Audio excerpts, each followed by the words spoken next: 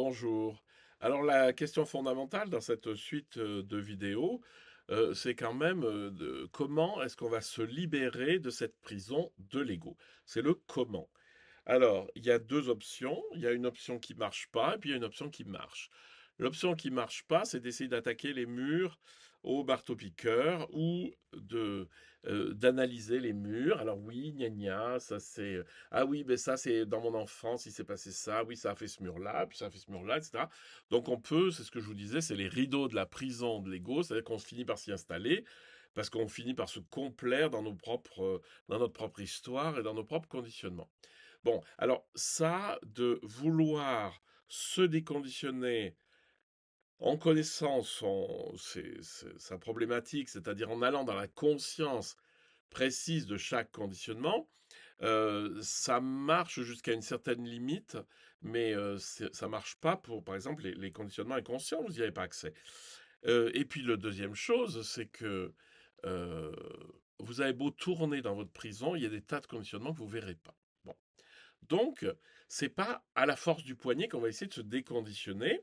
Alors, il y a l'option 1 qui est d'observer ces conditionnements en croyant qu'on va s'en déconditionner. Ça ne marche pas. Parce qu'on fait rien, en fait. On garde le machin, on met les rideaux.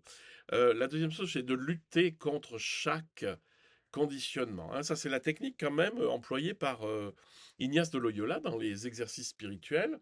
C'est de dire, voilà, je veux m'améliorer sur tel point, et donc, chaque fois que je suis tenté sur ce point-là, je fais une petite barre lorsque j'ai réussi à, à lutter contre cette chose que je voulais supprimer. Alors ça, c'est complètement pervers.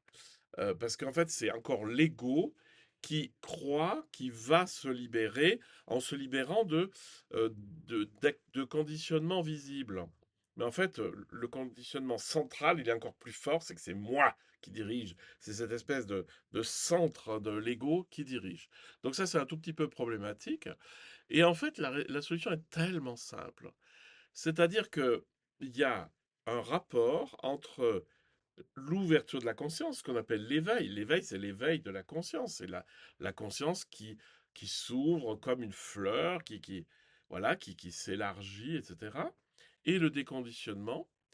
Vous trouvez ça dans le Yoga Sutra, par exemple, la pratique, donc la pratique de l'éveil, hein. La pratique de l'éveil brûle les conditionnements. Alors, je vous donne une autre image. L'éveil, c'est un peu comme un soleil, et puis, eh ben, les brouillards du matin finissent toujours par se dissoudre dans ce soleil matinal. Alors, pourquoi l'éveil nous libère de nos conditionnements?